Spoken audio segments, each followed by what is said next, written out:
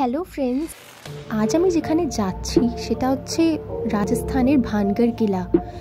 এটা বলে India's most haunted place, আর প্রত্যেকেই এখানে বলে প্যারানর্মাল অ্যাক্টিভিটিটা ফিল করেছে।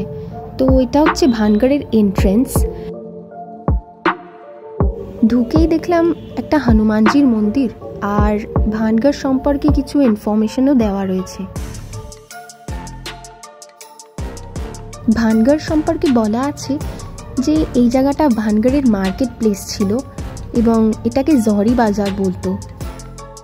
এখানকার লোকালসদের থেকে আমরা জানলাম যে এখানকার যিনি রানী ছিলেন, রানী রত্নাবতী, একজন তান্ত্রিক ওনার প্রেমে পড়ে গেছিল, কিন্তু রানী রত্নাবতীর তো ওনাকে মোটেই পছন্দ ছিল না। তাই তান্ত্রিক ওনাকে একটা লাভ পোশন দিয়েছিল, কিন্তু রানী রত্নাবতী সেটা বুঝতে পারে আর ওটাকে নষ্ট করে দেয়।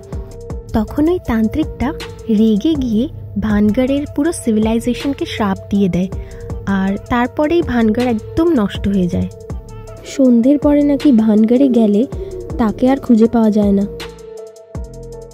যারাই এসেছে, ইভেন বহু রিপোর্টাররাও এসেছে, তারাও নাকি ফিল করেছে প্যারানর্মাল অ্যাক্টিভিটি হয় আফটার সানসেট, এবং গভর্নমেন্ট থেকেই এটা রুলস আছে যে 5টার পরে ভানগড়ে কাউকে ঢুকতে দেবে না। ঢুকেই আমরা দেখলাম এখানে একটা মন্দির রয়েছে যেখানে গণেশজির মূর্তি আছে। বাকি সব জায়গা নষ্ট হয়ে গেলেও মন্দিরগুলো কিন্তু একদম পারফেক্ট আছে। এরপর আমরা যাচ্ছিলাম রানী রত্নাবতীর প্যালেস দেখতে। রানী রত্নাবতীর প্যালেসের পিছনেই ওই তান্ত্রিকের একটা ঘর রয়েছে। এখনও নাকি রাতের দিকে ওই তান্ত্রিকের তন্ত্রবিদ্যার সব রকম সাউন্ড পাওয়া যায়।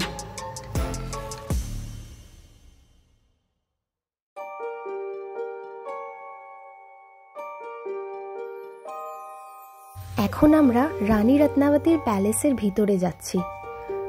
সত্যি সত্যি এই জায়গায় যদি অন্ধকারে আসা যায় বা রাত্রির দিকে, সিরিয়াসলি ভয়ই লাগবে। এটাই হচ্ছে সেই ঘরটা যেখানে বলে রানী রত্নাবতীর স্পিরিটকে দেখতে পাওয়া যায়। ফ্ল্যাশ লাইট জ্বালিয়ে আমরা দেখছিলাম, কিন্তু এত পোড়া গন্ধ বেরোচ্ছিল ওখানে, তাই ওখানে আর বেশিক্ষণ ওয়েট করলাম না। একটা অন্যরকম নেগেটিভিটি।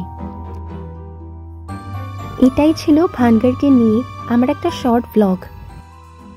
জানি না কতটা সত্যি বা মিথ্যে, ভূত না কি আছে কি নেই, বাট একটা নেগেটিভিটি কিন্তু আছে।